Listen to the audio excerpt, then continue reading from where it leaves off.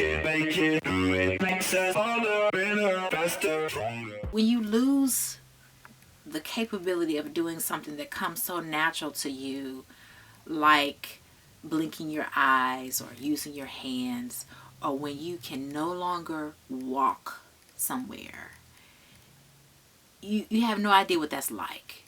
And so for the last year, I have been in New York navigating that concrete jungle with a cane.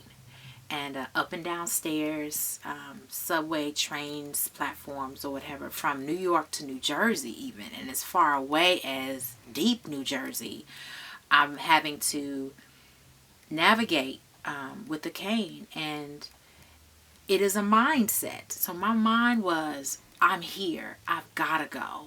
I cannot not go to work. I cannot not teach. And so a lot of my friends, they knew I was, I had a situation, but they had not seen me walk with the cane. And just recently, one of my best friends, he saw me, and he was the only one who had ever seen me walk with the cane about a month ago. And when I flew into Chicago on November 27th, for the first time in a year, my parents saw me walk out of the airport not being wheelchaired out. And they had not seen me do that in a year. And so that was a monumental moment. And I do know that if I did not go back to New York, and New York required me to walk like I needed to walk and move like I needed to move, that I would not be where I am today. What's your morning routine like? I like to ease into my mornings. So I wake up and I do a lot of stretching. And it used to be where I would sit on the edge of the bed and wonder if they were going to work. And I was like, you got to get up. You got to move. And I would talk to my legs and I would tell them, you're going to move. You're going to work. You're going to walk today. And I would get up. And there are 57 stairs from my apartment down to the door of my brownstone. And by the time I made it from upstairs to one, my mind was on green. I was ready to go because I knew I gotta go. And so I stretch. I just take my time and just really respond to the environment as it dictates. You know, which way will I go today, or will I go that way, or will I go down the hill? It's a steep hill by my house, and I was scared to take it, but now I'm taking it. And my neighbors are even saying, "You're doing better. I see you, sister. You're doing much better. You're walking good." You know, so see, it's been a journey. And again, if you have never lost the ability to do something, you won't appreciate it once you get it back. And being home in Chicago, I was downtown. I'm taking pictures like I'm a tourist, but I see it from a different lens. I appreciate being able to walk and to move freely without assistance. And my gait is still a little wobbly, but I'm walking. I couldn't even do that. I mean, I literally got back to New York January 23rd, 2013, and I sat in my house for a week because I didn't know.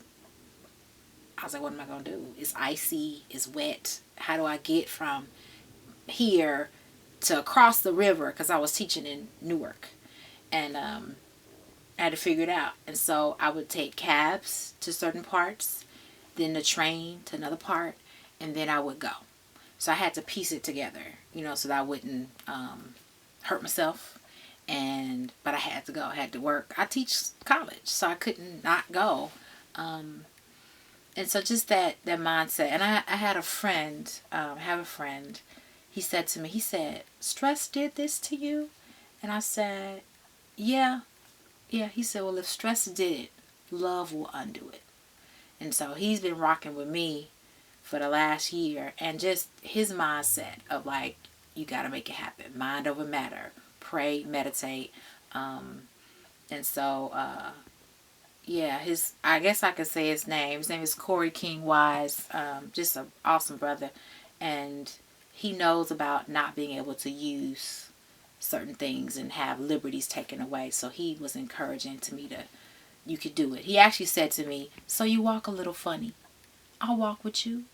I got you. And he would always say, oh, this cane is temporary. He would just fake throw it. He'd say, it's temporary, and just in the last 30 days or so, I really have been walking without the cane. So no family in New York. I know a lot of people in New York, but I can't say I have a lot of standout people that's cheering me on. It was me and God. One or two people that would say, and not even on a regular basis, just their presence in my life would make me keep going. But just the will to keep going, and knowing that when it's just you and there is no mom, there is no dad to say, hey, can you help me? You gotta do it. You gotta make it happen. And as you know, New York is not for the weak or faint of heart. You have to take that city, or it'll take you. And I was determined, like, no, I'm here, and it's me in the city. And as an urban planner, I'm not afraid of the city. Like, the city is my playground. So whether it's Chicago, whether it's New York or LA, I love being a part of that landscape. And so I was not fearful of that, and that in me made me go too. I'm a planner. I plan cities. So you can't be scared to walk in it and maneuver and navigate. And so it was the Most High. It was God, me and God. And yeah, maybe along the way a neighbor or two, but for these last months it's been me and God. I have a student named Melissa Stubblefield, and she knew about my condition. Her father owns like 5 gyms in New York, and because she and I had a relationship, she told her father about my condition, and her father blessed me with a trainer, Noel Avalos, out of the Bronx, New York, and he worked with me for an entire year on balance and coordination. And if it were not for Melissa and her father, Nathan Ingram's, and Noel, I know I would not. That's the community piece right there that like was cheering me on and really giving me the energy that I needed to keep going and to stay focused. And it was such a blessing, a gift of a trainer. I didn't have to pay anything. He just blessed me. He said, "You've been such a good teacher to my daughter, that I want to bless you with Noel," and just gave me the gift of a trainer. So for the entire year, Noel really, really worked with me. So I appreciate him for that. In terms of Eat Life, it's a movement, not a moment. I mean, you can find me online at www.eatlifeonline.com. You can find us on Facebook at if you just search for Eat Life, there's a fan page, and then there's a community group. We share posts and meals and dishes and free everything, so there's definitely an opportunity for you to get involved and to become committed. Work it, make it, do it, makes us harder, better, faster, stronger. That don't kill me, can only make me stronger.